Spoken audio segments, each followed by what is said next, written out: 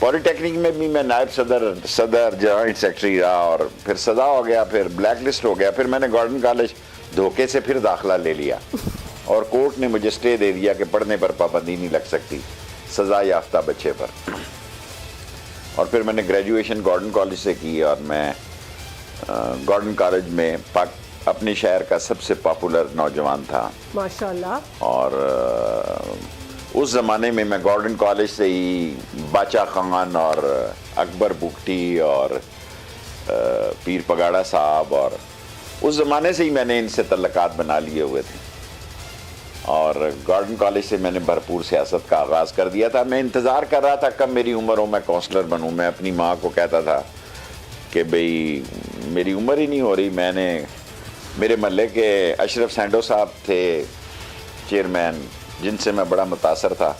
وہ lieutenant general Hamid صاحب کے والد تھے، جو بعد میں پرنسپل سیکرٹری بنے مشرف کے. میرے ساتھ بھی انہوں نے، جب میں بھی منسٹر بنا تو میں نے بہت دیر انتظار کیا کس دن میری عمر ہو اور میں کونسلر بنوں. اور جب میں کونسلر کاغذ داخل کرائے تو مجھے انہوں نے ریجیکٹ کر دیا. پھر میں سائیکل لے کر تو ہمایوں اختر والد کے گھر، اختر عبد الرحمن کے گھر داخل ہو گیا. وہ مجھے پوچھے آپ آ کیسے گئے ہیں؟ میں نے کہا جی میں بس سائیکل پہ آ گیا ہوں نکل کے چھپ چھپ آ کے. مجھے اجازت مل گئی الیکشن لڑنے کی، اور میں کونسلر بن گیا، اور بہت ساری ووٹوں سے بن گیا. اور پھر میئر کا الیکشن میں 1 ووٹ سے آ رہا، دوسرا میئر کا الیکشن بھی میں 2 ووٹوں سے آ رہا. جیت کے گیا گھر سے لوگ ووٹ، زیادہ لوگ میرے ساتھ تھے. ان سے حلف لیا ہوا تھا میں نے بہت زبردست، لیکن طاقت کے آگے حلف بھی جھک جاتا ہے. بے شک. اور پھر میں نے ڈائریکٹ چھوٹ ماری اور قومی اسمبلی میں آ گیا، اور پھر چل سو چل. شیخ صاحب ایک بات بتائیں، آپ نے کتنے وزیر اعظم لیکن میں نے بزنس کیا یہ نہیں. جی میں پاکستان میں کوئی جو نہیں دیکھا اس کا نام پوچھیں مجھ سے. نہیں واقعی یہ تو ساری دیکھے، کون سا نہیں دیکھا آپ نے؟ کون سا نواز؟ اور میں سلک کا پاکستان میں ایکسپرٹ. جب سے میں ہوش میں آیا میں نے دوستی نمبر 1 سے کی اور دشمنی نمبر 1 سے کی.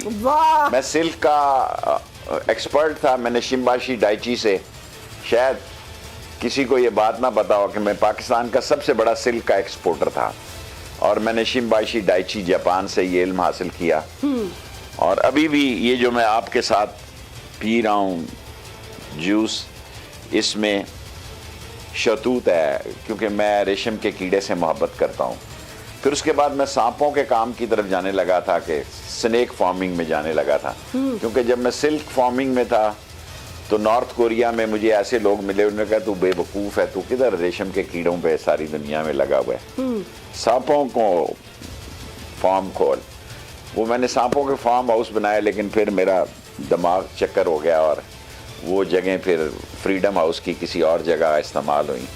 اور اس لیے میں سلک اور کارپیٹ تک، کیونکہ میں جب قید ہوا تو میں نے قالین سازی وہاں سیکھی بچپن میں.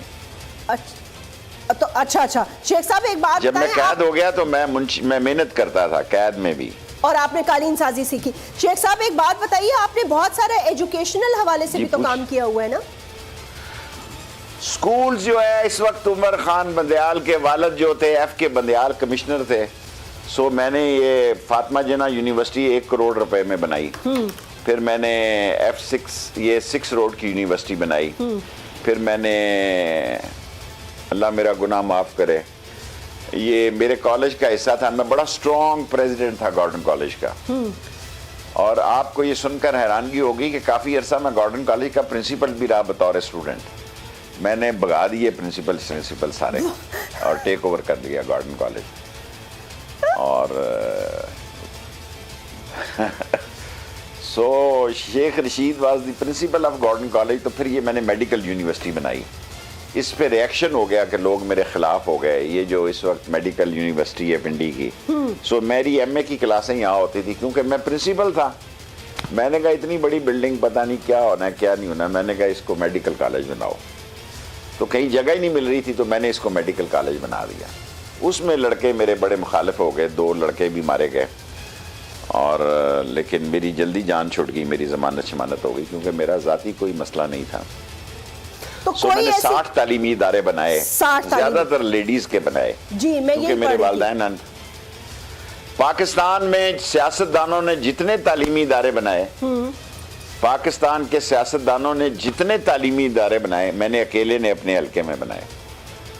ये बात दुरुस्त है, मैं ये जानती हूँ, इसीलिए मैंने आपसे ये सवाल किया ताकि हमारे लोग भी ये जान सकें कि शेख रशीद साहब सिर्फ जलसों में, जुलूसों में और सिर्फ सियासत में इतने आगे नहीं हैं, लेकिन इस काम में भी वो बहुत आगे हैं और इसकी वजह से अपने हल्के में और दीगर हल्का अहबाब में आपकी बहुत रिस्पेक्ट है, लोग आपको बहुत पसंद करते हैं। चलिए अब 2-3 क्विक सवालों के जवाब दीजिएगा। ये बताएं सबसे फेवरेट चीज। मैं जब छोटा था ना तो एक जनरल शायगान थे, जनरल शायगान, उसने मुझे कहा कि ये पिंडी की ढोकें जो हैं ये अंग्रेज ने लेबर के लिए रखी थी। ढोक रत्ता, ढोक मटकाल, ढोक कसू, ढोक नजीव, ढोक फजलाई, ढोक कांजू, ढोक मोनपुरा, जितनी गरीबों की ढोकें थी, आखिरी एक ढोक दलाल रह गई है, उसका चौथा लेंटर पड़ रहा है। अल्लाह करे ये पैसे रोक दिए हुए हैं, वो अल्लाह ताला हिदायत दे। आमीन। और जहां गरीबों की बस्तियां थी, मैंने सामने स्कूल बनाया, उसके सामने बच्चियों का कॉलेज बनाया। और यही वजह है कि रावलपिंडी में रिक्शा ड्राइवर की बेटी जो है 2 दफा CSS में वो टॉप किया उसने। माशाल्लाह। हम 27वें 28वें नंबर पे थे फीमेल एजुकेशन में। हम पिछले 15 सालों से नंबर 1 है पाकिस्तान में फीमेल एजुकेशन में। सबसे ज्यादा यूनिवर्सिटियां मेरे हल्के में और सबसे ज्यादा फीमेल कॉलेज जो है वो मेरे हल्के में। शेख साहब, मैंने बेटी को घर के दरवाजे पे तालीम दी। बहुत अच्छा। मैंने नहीं सोचा कि उसका बाप उसको छोड़ने जाए या उसकी माँ उसको लेने जाए। बहुत बहुत अच्छा, बहुत ही ज्यादा नेक काम। शेख साहब, मैं आपसे 2-3 रैपिड क्वेश्चंस करूंगी तो इनके रैपिड आपने जवाब देने, ओके? बिकॉज ये ईद शो है तो मेरे दिमाग में 2-3 सवाल आ गए। सबसे फेवरेट वजीर आजम, पूरा जब से आपने जिन वज़ीर आजम के साथ काम किया उनमें से कौन था? मोहम्मद खान जनेजो और प्रेसिडेंट मुशर्रफ, दोनों आदमियों से मैंने बहुत कुर्बत गुजारी है। और एक के साथ सिगार की मेरी दोस्ती थी मुशर्रफ के साथ, और हर रात हम सूटा लगाते थे, कोई रात ऐसी नहीं जाती थी, अल्लाह उनको जन्नत नसीब करे। आमीन। और जनेजो साहब रात को किचन का खर्चा भी नोट करते थे कि आज किचन में कितना खर्चा हुआ है। तो आपका उनसे कैसे गुजारा होता था?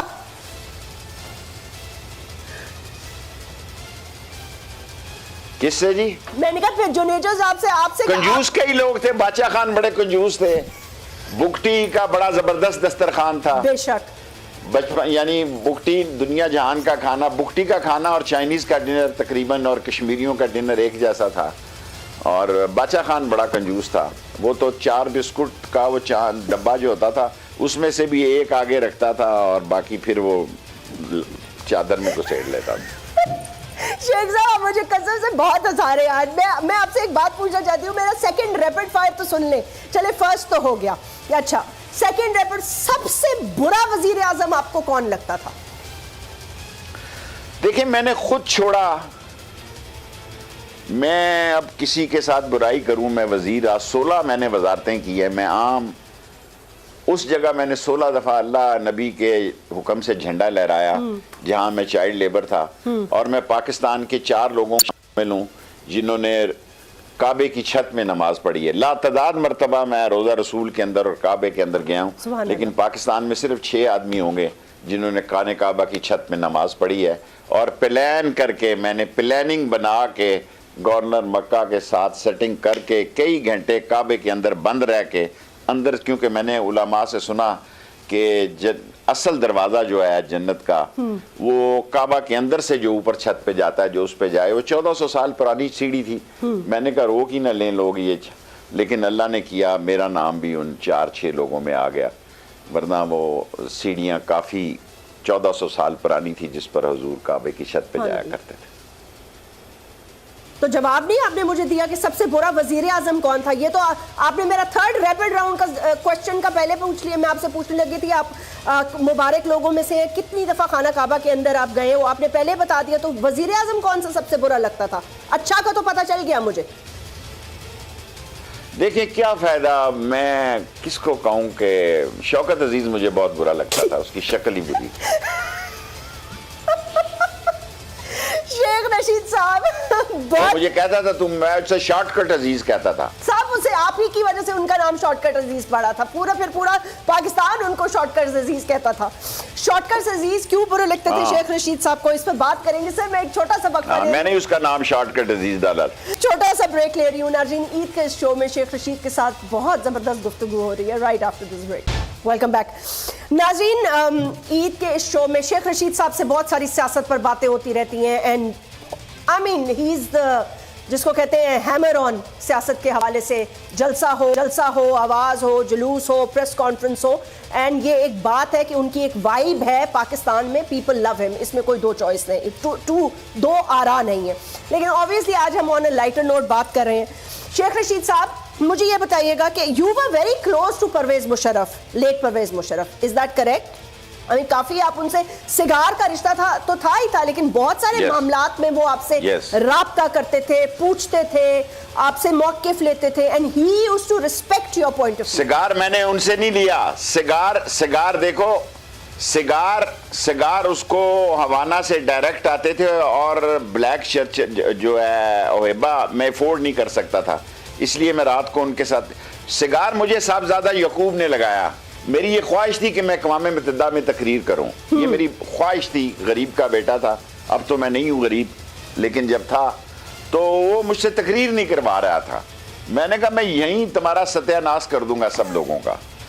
پھر بڑی مشکل سے وہ ایگری ہو گئے کہ میں خطاب کروں پاکستان کی طرف سے, اور انہوں نے اتنی مشکل انگریزی لکھ کر دی. تو یہاں یونائٹڈ نیشن کا آفس ہے, اس کے سامنے 600 ویسٹ براڈ وے ایک پاکستانیوں کی بلڈنگ ہوتی تھی, جہاں بڑے تبلیغی جماعت کے لڑکے بڑے اچھے لوگ لیتے تھے, اور وہاں وہ کیپٹن تھا لڑکا ایک, یہاں سے سزا یافتہ بھاگا. میں اس کے پاس بھاگا گیا, ٹائپ رائٹر تھے نہیں. اس نے مجھے 2 صفحے کی تقریر, جو انہوں نے 3 بنائی تھی, اس نے 1.5 کی بنا دی. تو میں گیا تو میرا نام پکارا جا رہا تھا اقوام متحدہ میں. سو میری زندگی کا بڑا دن تھا. میں سیدھا وہ آگے چلا سٹک لے کے, اور میں نے انگریزی میں تقریر کر دی. نیچے اترا تو صاحبزادہ یعقوب نے کیا, یار غضب کی تقریر مقرر ہو تم, لیکن یہ تقریر تو وہ نہیں ہے جو ہم نے آپ کو لکھ کر دی تھی. میں نے کہا تقریر تو ٹھیک تھی نا. کہتا تقریر ٹھیک تھی. پھر شام اس نے پہلی دفعہ مجھے, یہ میں 68 کی پہلی اسمبلی کی بات کر رہا ہوں, جی اس نے مجھے سگار کا ڈبہ بھیجا. بس اس دن سے میں سگار پی رہا ہوں, اور لاتعداد ڈاکٹر مجھے کہہ رہے ہیں چھوڑ دو. 2 دفعہ کرونا ہوا, کرونا میں تو مرنے لگا تھا. انہوں نے کہا کوئی آخری خواہش کسی سے مل, میں کہا کوئی نہیں, ایک سگار پینے دو, اگر میرا ٹائم آ گیا. تو جتنے ڈاکٹروں نے مجھے کہا چھوڑ دو, وہ سارے ڈاکٹر مر گئے, میں زندہ ہوں ابھی تک. شیخ صاحب آپ کیسی باتیں کر رہے ہیں جی, یہ مذاق تھا یا سچی بات ہے؟ میں سچی بات کہہ رہا ہوں. نگت میری, لیفٹیننٹ جنرل نگت میری بہنوں کی جگہ ہوگی, بہت عظیم عورت ہیں, اور میرے پہ بڑا احسان ہے. جب میں بہت سیریس, میرے لینس جو ہیں جواب دے گئے تھے, 6 دن میں آکسیجن پہ رہا. تو جب میں ٹھیک ہو گیا, تو جب انہوں نے کہا 14-16 دنوں کے بعد, میری زندگی کے 2-3 اہم واقعات تھے. ایک میری خواہش تھی کہ میں نے چیلنج ویسی بڑک مار دی بھٹو کو کہ تجھے پنڈی میں جلسہ نہیں کرنے دوں گا. وہ صدر بھی تھا اور وزیر اعظم بھی تھا. اکیلا بوگیز کیفی کے اوپر رات کو مچھروں میں سویا ٹین کی چھت پہ, اور صبح میں مین گیٹ سے داخل ہوا, اور میں نے بھٹو کا جلسہ تیس نیس کر دیا, اس کی رسیاں کاٹ دی. بالآخر بھٹو کو کہنا پڑا, اپنی کتاب لکھا بھی اس نے کہ پھر میں شیخ رشید سے اس شہر میں کیوں نہ رابطہ قائم کروں. اور اس دن میں لیڈر بن گیا پنڈی میں. لوگوں نے کہا یار خودکش لیڈر ہے شیخ رشید, اور میں نے جلسہ بھٹو کا پلٹ دیا سارا اکیلے. ایک گیٹ سے داخل ہوا, بھٹو نے اوپر سے فائرنگ شروع کر دی. اس وقت FC ہوتی تھی, FC کی فائرنگ ہوئی, کئی لوگ زخمی ہو گئے, لیکن مجھے گولی نہیں لگی. اور جلسہ پلٹ کے سامنے میرا گارڈن کالج تھا, میں کالج میں گھس گیا, بعد میں پکڑا گیا, جیل شیل ہوتی رہی, خیر ہے چلتا رہا. شیخ صاحب ایک بات بتائیے گا, میں یہ آپ سے پوچھنا چاہ رہی تھی, ان آل یور ایکسپیرئنس, جو آپ نے دیکھا, سب کچھ کیا, آپ کو کیا لگتا ہے, اب یہ بھی ٹف کویسچن ہے تو, لیکن خیر ٹف تو نہیں ہے آپ کے لیے, تو بالکل بھی ٹف نہیں ہے. مجھ سے کوئی پوچھے تو میرے لیے بھی شاید ٹف نہیں ہوگا, لیکن کون سا chief of the army staff اس ملک کے لیے بہتر ثابت ہوا, بہترین ہو سکتا تھا, اور پھر ہوتے ہوتے رہ گیا یا ہو گیا آپ کے خیال میں؟ پاکستان کے تمام سیاستدان GHQ کے گیٹ نمبر 4 کی پیداوار ہے.